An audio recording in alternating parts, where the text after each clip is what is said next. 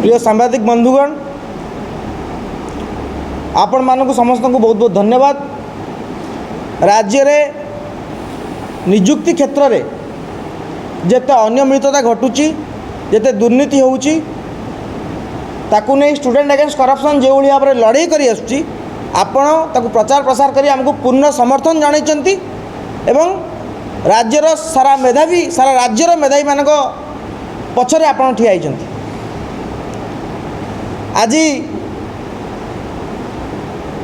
Press वार्तार जो विषय रही से विषय रे आमे आपण को संपूर्ण विवरण देवाई जाऊँ। आपण माने जानिथिबे राज्य रे निजुक्ति क्षेत्र रे केते अव्यवस्था, केते दुर्नीति, केते अनियमितता एवं सबु परे मध्य जदि कौन गोटे निजुक्ति व्यवस्था रे संपूर्ण घटुची बा परीक्षा आरंभ ठू नहीं कि निजुक्ति पत्र बंटा पर्यंत ता परे मध्य केते अव्यवस्था रही से बाबद रे आमे आपन को जणाइबू। आपण माने देखुचंती कि ओडिशा रे प्रथम थर पाई एते संख्यार छात्र माने सांबादिक सम्मेलन में जोग दैचंती। से माने सेमानक मनर कथा कहया पय आछंती। एमाने समस्त हेउचंती ओएसएपी आईआरबी बाटालियन रो सिलेक्टेड सिपाही माने जो माने निजुक्ति पत्र पाई सारी पोस्टिंग पाई ना। आपण माने जानिले आश्चर्य हेबे, राज्य निजुक्ति व्यवस्था तो नहीं, आम पिला मानकु चाकरी जगाई पारुने। जेते कि पिला पास करुचंती तार 0.01% चाकरी आम जगाई पारुने, किंतु जेते कि चाकरी आम बाहर करुचे बा जगाउचे, चाकरी पाइला परे भी पिला केवली भाव में बेकारी होई घरे बसचंती। तार ज्वलंत उदाहरण होउचंती एई माने। आईआरबी ओएसएपी बाटालियन रो सिपाही परीक्षा पाई नोटिफिकेशन होता 23/9/2024 मसीह एवं परीक्षा हेई रिजल्ट आसला 5 मार्च 2025। मार्च 5 रु एमान रिजल्ट प्रकाश पाई सारी एवं 17 मार्च रे एमान को निजुक्ति मध्य दिया सारी। 17 मार्च रे निजुक्ति दिया सारथिला परे मध्य एमान आज बेकारी होई घरे बसिचंती। चाकरी पाइला पर मध्य एमाने बेकारी होइचंती।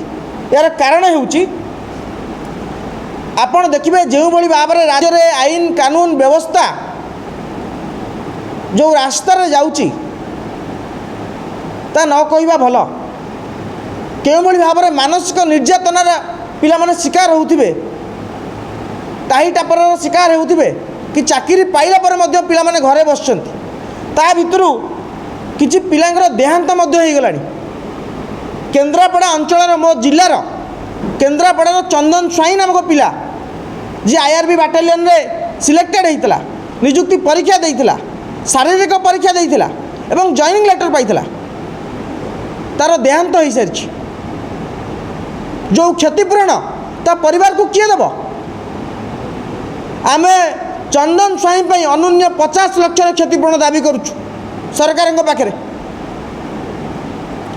एवं आपण को जनाया चाहूँ प्रत्येक बाटालियन रे ओडिशा रे जो 17टी बाटालियन अच्छी 16टी बाटालियन अच्छी 16टी बाटालियन प्रति बाटालियन 2-2 जन पिला मो पाखे बसचंती जो माने सिलेक्टेड सिपाही, जो माने काली सरकार को जगिबार दायित्व नेबे, जो माने काली राज्यर जगिबार दायित्व नेबे, जो माने राज्यर आईन श्रृंखला केउ भली भाव ठीक रहबो तार दायित्व नेबे। किंतु सेमान आज मानसिक निर्यातनार शिकार होउचंती।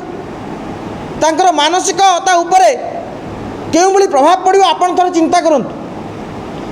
सीएम को ग्रीवांस सेल टू आरंभ करी विभिन्न दफ्तर पर्यंत पिला माने जाइचंती, किंतु कौनसी जगार से को न्याय मिलनी।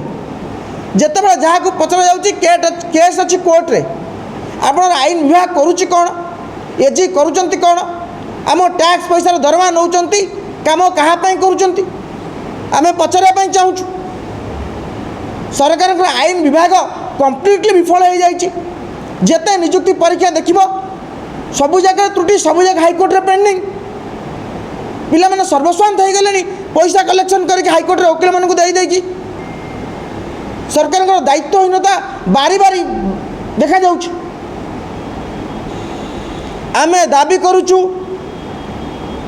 जो 1853 जन पिलांकु नियुक्ति पत्र दिया सारी